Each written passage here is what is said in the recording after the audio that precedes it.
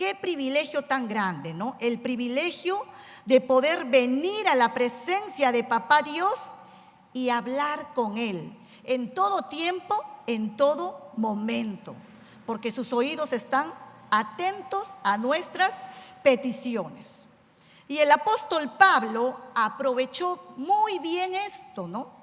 Ya que sus oraciones del apóstol Pablo eran oraciones profundas, eran oraciones fervientes y siempre estaban enfocados hacia la voluntad de Dios. Veamos el principio. La oración por quienes oramos le abre camino de paz y seguridad, sea cual fuere la circunstancia. Un ejemplo, vamos a usar la imaginación en este momento. Imagínate que una persona está cruzando un río turbulento. Sin oración, ella intenta avanzar sola, luchando contra la corriente, sintiéndose insegura. Pero cuando oramos por esa persona, es como que si nosotros le tendiéramos un puente, ¿no? Un puente firme para que esa persona pueda cruzar con seguridad. La oración no necesariamente cambia el río, pero sí le da a la persona ¿qué? Un camino más seguro. Gracias. Le da un camino más seguro para que pueda cruzar ese río, ¿no?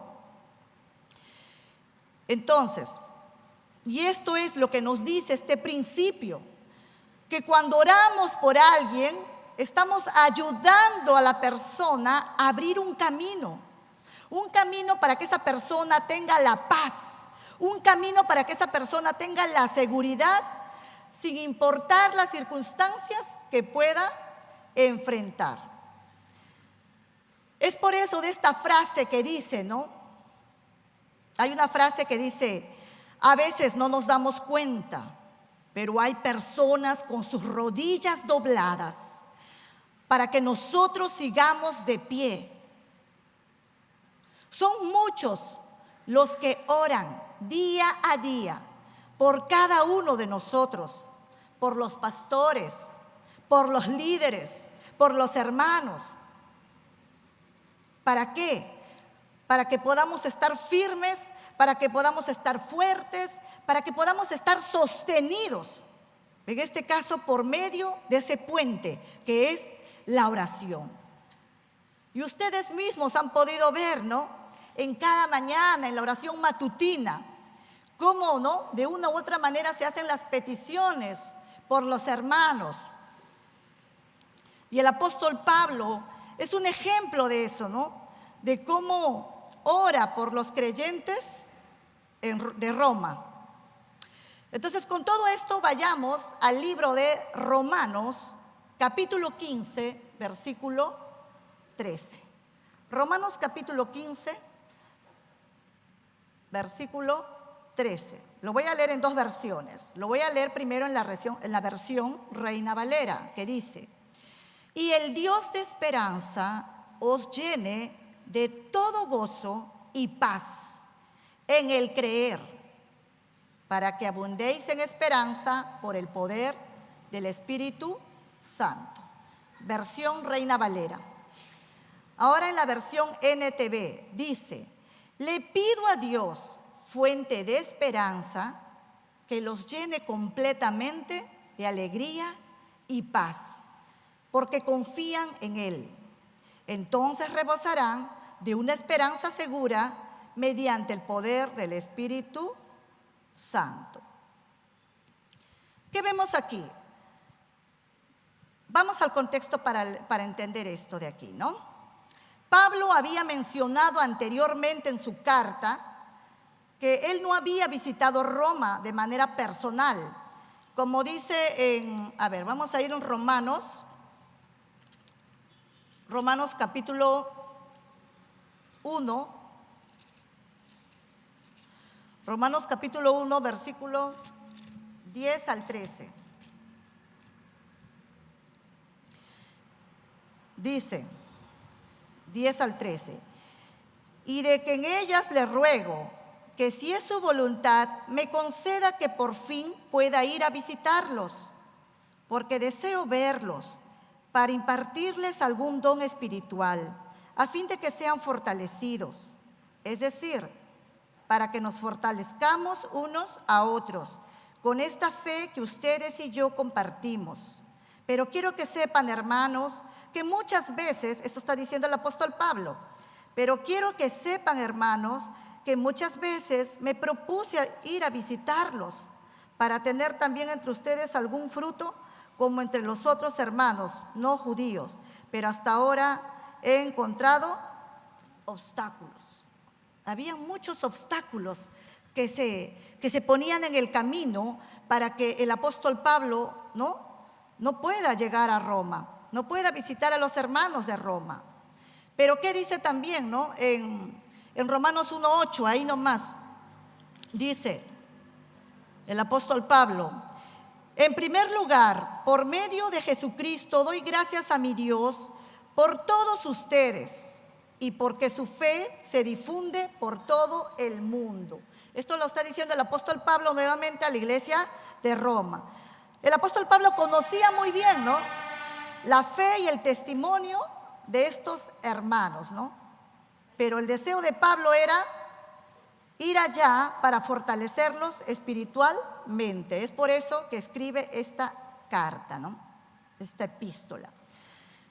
La iglesia en Roma estaba formada por judíos y gentiles que estaban convertidos al cristianismo, Y necesitaban la fortaleza, necesitaban la esperanza para esos tiempos difíciles que estaban pasando. Y es por eso que el apóstol Pablo hace una oración para que Dios los llene de gozo, para que Dios los llene de su paz, para que Dios los llene de su esperanza. Y Pablo estaba orando, Estaba orando para que ellos sean llenos del fruto del Espíritu Santo, de lo que está escrito en Gálatas, Porque ese era el deseo de Pablo, que la iglesia en Roma, que los hermanos en Roma sean llenos del fruto del Espíritu. Como dice, en Gálatas 5, 22 y 23. Pero el fruto del Espíritu es amor, gozo, paz, paciencia, benignidad, bondad, fe, mansedumbre, templanza. Contra tales cosas no hay ley. Entonces, eso era lo que la oración del apóstol Pablo, Pero vayamos a la primera pauta, Vemos la pauta básica, que dice: oramos a Dios de esperanza, que da esperanza a quienes en Él confían. O sea, esa esperanza que va a venir en el hermano, que va a venir en el creyente, es producto de haber puesto su esperanza en el Dios vivo. Entonces, cuando Pablo llama a Dios, al Dios de esperanza, está enfatizando que Dios es la fuente, que Dios es el fundamento de la esperanza para aquellos que han puesto su confianza en Él. Amén. Entonces, si tú y yo hemos puesto nuestra confianza en Dios, pues nuestra esperanza en Él está asegurada, Pero la pregunta es: ¿qué significa esperanza? Esperanza, expectativa gozosa y confiada de la salvación presente y eterna. Eso es esperanza, Esperanza es una confianza segura, firme en las promesas de Dios. Están basadas en su fidelidad y su amor, escritas en su palabra, Como por ejemplo, lo que dice la Biblia. Ahí encontramos mucho de lo que es la esperanza, para nosotros como los hijos de Dios. Les invito ahí donde están los que tienen su Biblia, Tito 2:13. Tito 2:13. Dice: capítulo 2, versículo 13. Mientras aguardamos la bendita esperanza y la gloriosa manifestación de nuestro gran Dios y Salvador, Jesucristo. ¿Qué vemos aquí? ¿Cuál es la esperanza de la iglesia? En este pasaje que estamos leyendo, Cristo, ¿no? Nuestra esperanza, la esperanza de la iglesia, según Tito 2:13, está en que Jesús volverá por su iglesia. Jesús volverá por su iglesia, amén. Romanos 15:4 dice: tales cosas se escribieron hace tiempo en las Escrituras para que nos sirvan de enseñanza, y las Escrituras nos dan esperanza, ánimo, mientras esperamos con paciencia hasta que se cumplan las promesas de Dios. Así que, como decían antes, amada iglesia, nuestra esperanza está basada en la palabra de Dios. Ahí están las promesas. Tito 1:2. Vayamos ahí, Tito 1:2. ¿Qué dice? En la esperanza de la vida eterna, la cual Dios, que no miente, prometió desde antes del principio de los siglos. Nuestra esperanza está basada en las promesas de Dios, que dice, según Tito 1:2, lo que estamos leyendo, de que es darnos vida y vida eterna, ¿no? En Él tenemos vida eterna. Por eso los hijos de Dios no debemos de tener temor a la muerte, porque en Él tenemos vida. Recuerden que nuestra vida no acaba aquí, ¿no? Es un nuevo inicio, algo nuevo, ¿no? Con nuestro Señor, cuando partimos de este mundo. Por eso, esa es nuestra esperanza, de tener vida eterna en Él. Proverbios 10:28. ¿Qué dice Proverbios 10:28? Vamos a leer Proverbios 10:28. Dice: la esperanza de los justos es su alegría, la esperanza de los impíos se esfuma. Mientras que los no creyentes ponen su esperanza, porque ellos también tienen esperanza, los no creyentes, pero su esperanza está puesta ¿qué? En cosas de este mundo, ¿no? En las cosas terrenales. Por eso, mientras que los no creyentes ponen su esperanza en cosas de este mundo, como el gobierno, en la suerte, ¿no? Cuando dicen, uy, a ver, hoy día es domingo, me voy a sacar la tinta, a ver, y me vuelvo millonario, ¿no? Ponen su esperanza, en su suerte, ponen su esperanza en sus propias fuerzas. Pero los hijos de Dios, los justos, como aquí lo llama Proverbios, ponemos nuestra esperanza en Cristo. Y eso hará que produzca en nosotros el verdadero gozo y la verdadera paz. Vayamos a la siguiente pauta, que dice: oramos, y es lo que pide el apóstol Pablo, esta es una oración para los hermanos en Roma, ¿no? Oramos que Dios llene de todo lo bueno que Él tiene para nuestras vidas. Efesios 1:3. Vayamos a Efesios 1:3. Efesios 1:3. ¿Qué dice? A ver. Efesios 1:3. Efesios 1:3 dice: bendito sea el Dios y Padre de nuestro Señor Jesucristo, que en Cristo, escuchen bien, que en Cristo nos ha bendecido con toda bendición espiritual. No dice material, sino con toda bendición espiritual en los lugares celestiales. Entonces, Dios nos ha llenado de toda bendición, pero esas bendiciones son espirituales y son dadas esas bendiciones por medio de nuestro Señor Jesucristo. Pero la pregunta es, ¿Cuáles son esas bendiciones espirituales que está mencionando aquí en Efesios? Pues vayamos, ¿no? Ahí nomás en Efesios 1, 4 y 5. Efesios capítulo 1, versículo 4 y 5, que dice: en él Dios nos escogió antes de la fundación del mundo, para que en su presencia seamos santos e intachables por amor. Nos predestinó para que por medio de Jesucristo fuéramos adoptados como hijos suyos, según el beneplácito de su voluntad. Entonces,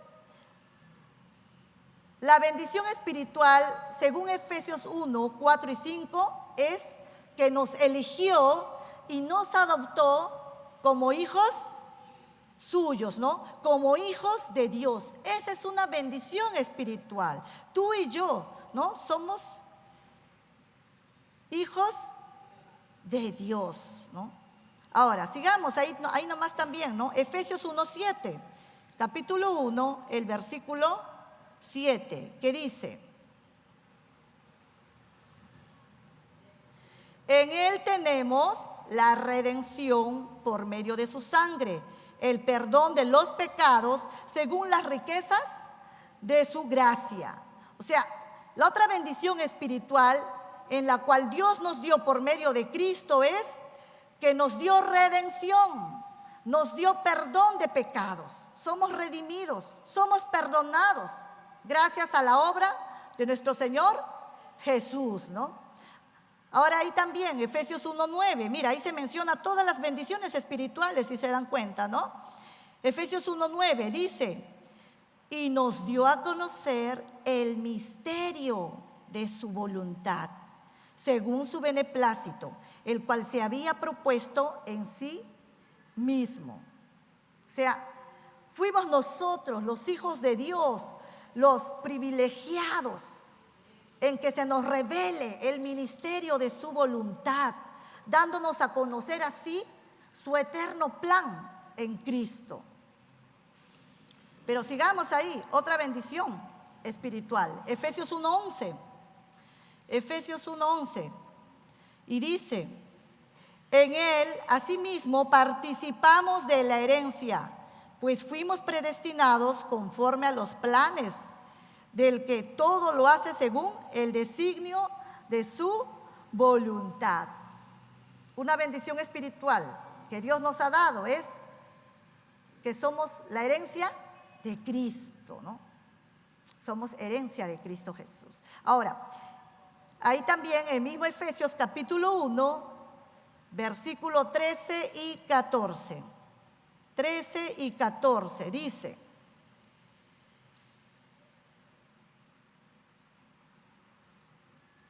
también ustedes, luego de haber oído la palabra de verdad, que es el evangelio que los lleva a la salvación, y luego de haber creído en él, fueron sellados, luego de haber creído en él, ¿en quién? En Jesucristo, fueron sellados con el espíritu de la promesa. Qué precioso, ¿no? Tú y yo, como hijos de Dios, tenemos el sello del Espíritu Santo en nosotros, ya que es la garantía de que nosotros somos salvos. Es la garantía de que somos hijos de Dios. El sello del Espíritu Santo es la garantía de que le pertenecemos a Él. Qué precioso, ¿no? Mira, todo eso, y de hecho que hay muchos más, pero son las bendiciones espirituales en las cuales dice, ¿no? Aquí, en Efesios. Ahora, dice, el estar llenos, dice, ¿no? Porque eso es el deseo de Pablo, que estemos llenos, llenos. ¿Y qué significa estar llenos? Que no nos falte nada, ¿verdad? Ah, estoy lleno, ¿no? Cuando uno come mucho, ¿no? De repente, ¿cuántos hoy día han almorzado de más, ¿no? Están, satisfechos, llenos, con la barriguita llena, ¿no? Estoy lleno, ¿no? No me falta nada, ya tengo todo, ¿no? Entonces, el estar lleno significa que no nos falta nada en nuestra vida cuando estamos en comunión con Dios. Acuérdense, Siempre vamos a estar llenos, pero cuando estamos en comunión con Dios. Es así, ¿no? Como vemos aquí, amados hermanos, este vaso está lleno o vacío. Uy, ay, ay, no, se ha olvidado el Ujier de servirme. ¿Qué pasó, Ujier? No, no te preocupes, es una broma, ya nos hemos puesto de acuerdo ahí con el Ujier. Este vaso está vacío. Entonces, este vaso, para que pueda cumplir su función, ¿no?, necesita ser llenado. Para que pueda cumplir su propósito, necesita ser llenado. Así también nuestra vida, ¿no? Nuestra vida sin Dios está vacía. Está vacía. Pero cuando estamos unidos en Dios, cuando estamos unidos en Cristo, Dios nos llena. Dios nos llena. Recuerden que Jesucristo es el agua, ¿no? Él representa el agua. Entonces, cuando nosotros estamos unidos a Cristo, vamos a estar llenos ¿de qué? Vamos a estar llenos de su amor. Vamos a estar llenos de su paz. Vamos a estar llenos de su gozo. Y así, ¿no? Estaremos llenos siempre y cuando estemos unidos en Cristo. Porque esa llenura no viene, ay, me hice hijo de Dios y ya, ahí quedó y ahora ya recibo el gozo, ahora recibo todo. No, eso es mediante la comunión, mediante una relación con Jesucristo en nuestra vida. Así que gracias a eso, esa llenura podremos tener, ¿no? Ese amor, esa paz, esa esperanza, ¿no? Así que el estar llenos no se trata solo de recibir cosas materiales, sino de ser espiritualmente completos y plenos en Él, satisfechos en Él. Dios no da bendiciones a medias, sino que nos llena con todo, dice, ¿no? Con todo lo necesario para vivir una vida abundante en comunión con Él. Por decirles, comento, ¿no? Algo que pasó ese día que el pastor, me corrigen por favor, si el pastor se llama Rubén, el pastor que oró por sanidad y todo. ¿Cuántos ahí fueron llenos del Espíritu Santo? Muy bonito, ¿verdad? Un buen tiempo. Y ahí quiero testificar, quiero aprovechar en testificar, dar mi testimonio. Fui muy llena del Espíritu Santo, de verdad que sí, más de lo que era. El Señor me llenó y aparte de eso, me sanó de mis rodillas. Yo la verdad no podía doblar mis rodillas, no podía doblarlas. Y justo ahora que venía con mi esposo le comentaba, ¿no? Mira lo que hizo el Señor conmigo, ¿no? Me sanó de mis rodillas, yo no lo podía doblar y por la gracia de Dios, en el tiempo de Dios, fui sana de mis rodillas. Así que gloria sea a nuestro bendito Dios que usa personas para que su voluntad sea cumplida. Entonces, sigamos. Dentro de todas esas bendiciones, dentro de toda esa llenura, estamos llenos del gozo y de la alegría, ¿no? De alegría, gozo, alegría. Así que esta es la siguiente pauta, que el apóstol Pablo oraba por la iglesia de Roma. Que Dios llene de toda alegría a ustedes que creen en Él. La pregunta es, ¿qué es alegría? ¿Qué es gozo? Muchas personas piensan, ¿no?, que la alegría o el gozo es producto de alguna circunstancia externa o alguna experiencia momentánea que trae felicidad, como por decir el viajar, como que te den regalos, como que te den un reconocimiento, logros. Eso está bien, pero esos solo son momentos. La alegría, el gozo que se habla aquí, tiene sus raíces en realidades espirituales y no en circunstancias externas, porque todo eso pasa, ¿verdad? Pero la alegría del que se habla aquí, de lo que Pablo está diciendo, es algo profundo, es algo duradero, algo, una alegría, un gozo que no depende de las circunstancias externas, sino que es producto de una relación con Dios. Que aunque vengan pruebas, que aunque vengan dificultades, nada podrá quitarte el gozo del Señor, ya que el gozo del Señor es nuestra fortaleza. ¿Cuántos dicen amén? Filipenses 4:4 dice, ¿no? Aquí aconseja el apóstol Pablo: estén siempre llenos. ¿Llenos de qué? Llenos de alegría en el Señor. Y lo repito, todavía dice Pablo, ¿no? De repente si te haces el sordo, y lo repito: estén siempre alegres. Alégrense, alégrense. Santiago capítulo 1, versículo 2 y 3 dice: hermanos míos, tened por sumo gozo cuando os halléis en diversas pruebas, sabiendo que la prueba de vuestra fe, ¿qué produce? Paciencia, ¿no? Porque mientras más gozo tengas, mayor será tu fortaleza en la adversidad. Y ya hemos aprendido qué es gozo, ya hemos aprendido qué es alegría, ¿no? Mientras tú más te goces en el Señor, aún en medio de tu situación, aún en medio de tus circunstancias, más fortalecido serás en la adversidad. Porque el gozo del Señor sobrepasa toda circunstancia. Ay, si les contara, amados hermanos, ¿qué no me ha pasado durante todos estos meses? Uy, ay, ay. Como para quizás uno decir, no, tiro la toalla y ya dejo todo, ¿no? Pero el gozo del Señor es mi fortaleza y aquí me ven. Aquí me ven. Y miren, hombres que se han permanecido, ¿no?, en el gozo del Señor. Uno de ellos es Pablo.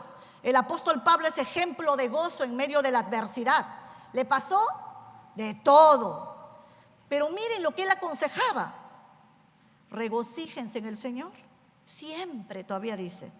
Otra vez les digo, regocíjense en el Señor. Mira quién lo dice: una persona que le pasó de todo, todo lo malo, ¿no? Otro que se gozó en medio de la adversidad fue David.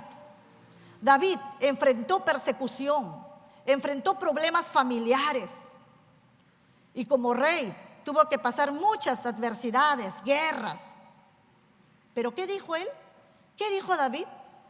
En el Salmos 16:11. Miren lo que dijo David, escuchen: en tu presencia hay plenitud de gozo, delicias a tu diestra para siempre.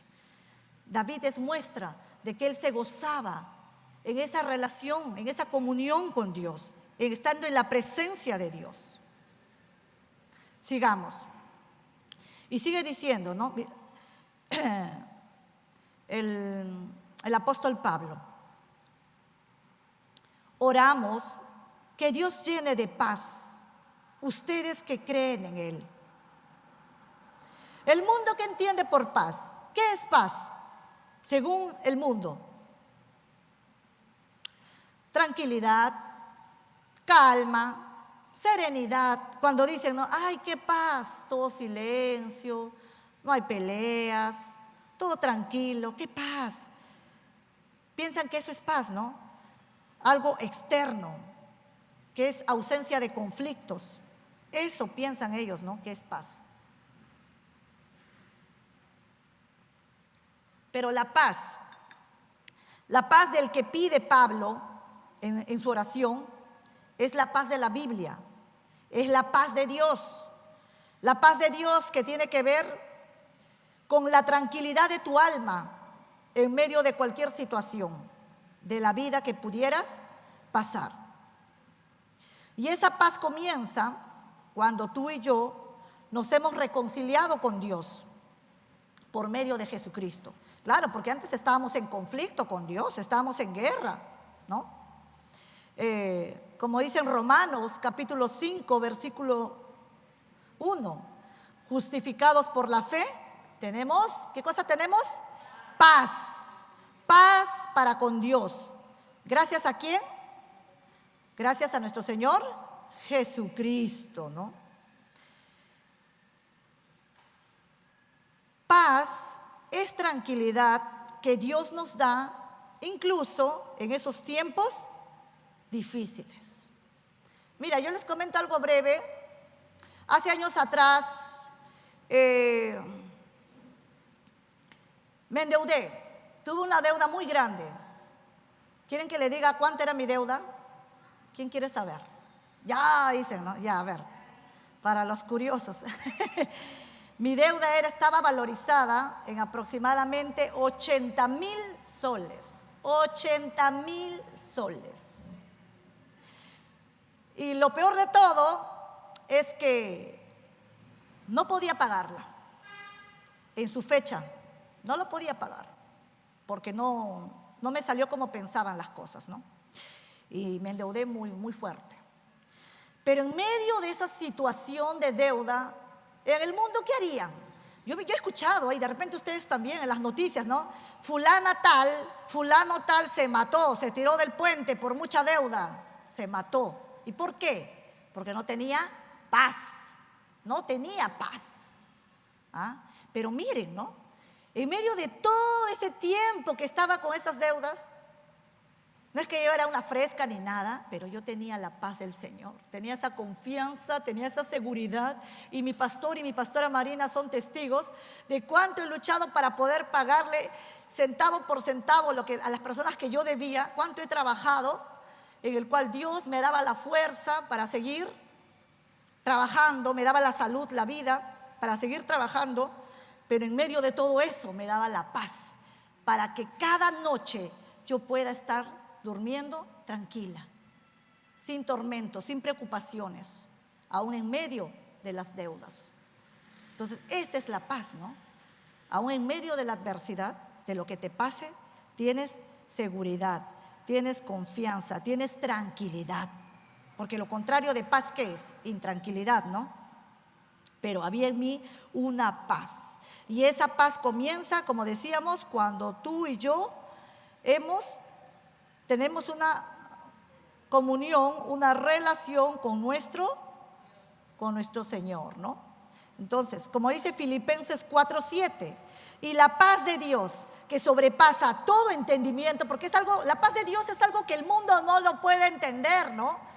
Y a mí me decían eso, ¿no? Oye, tú tanto estás ahí con tantas cosas, con tantos problemas, y bien tranquila tú, como que no te pasa nada a ti nunca, ¿no? Me decían.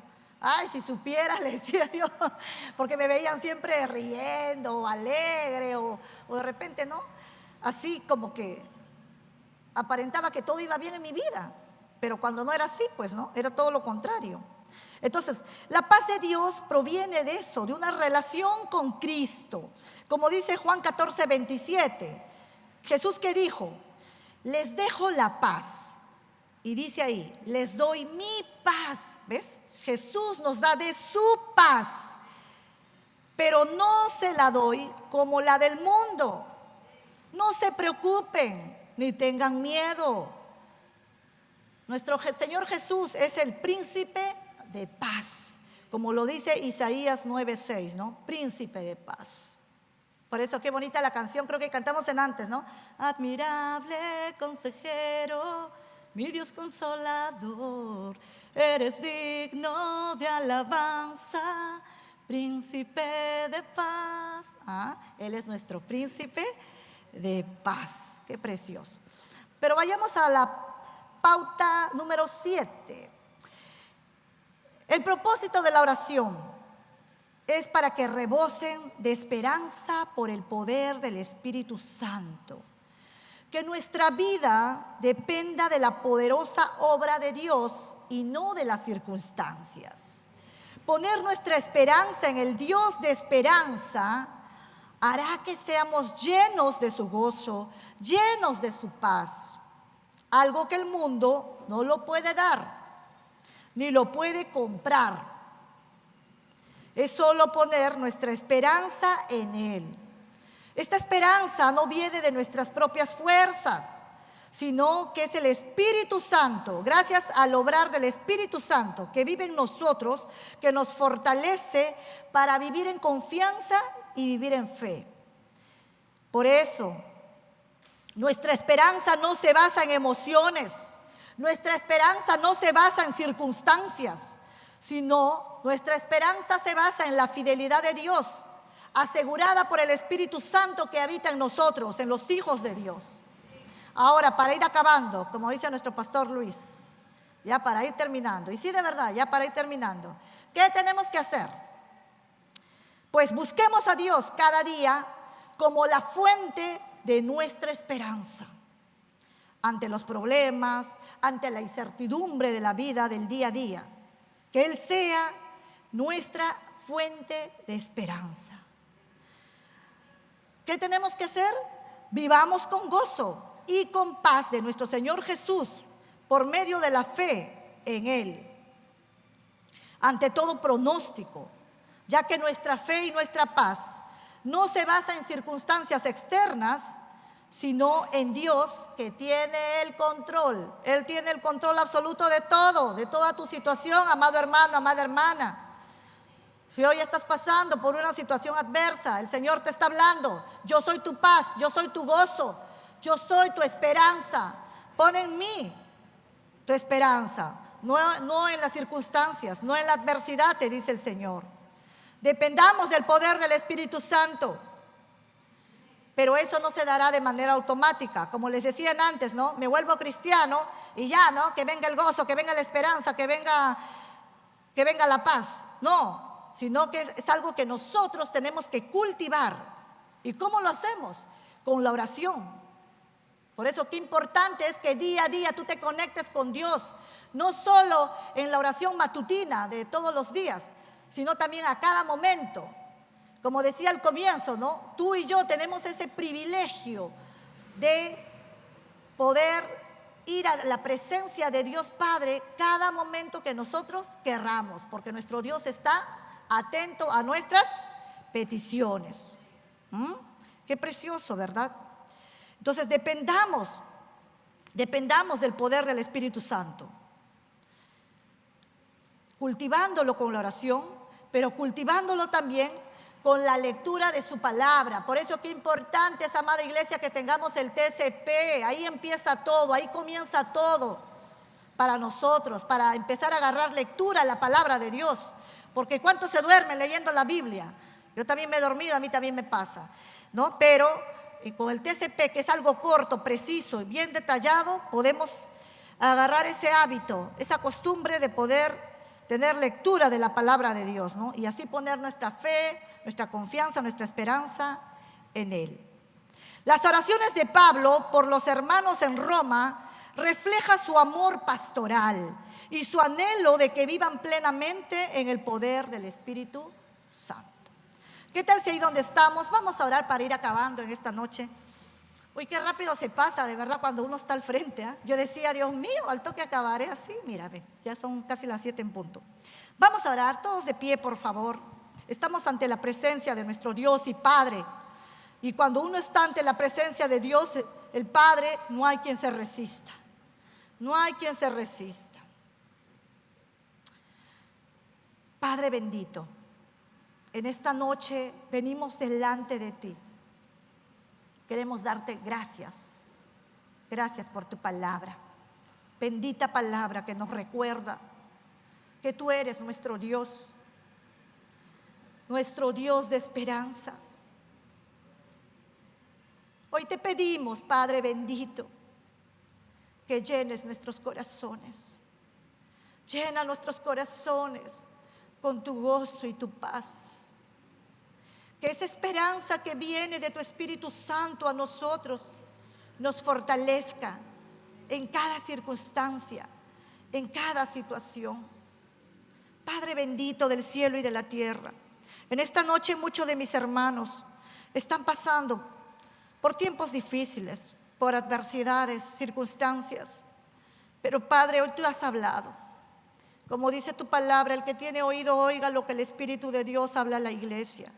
Y esto es lo que en esta noche tú has hablado, Padre, a cada uno de tus hijos, Señor.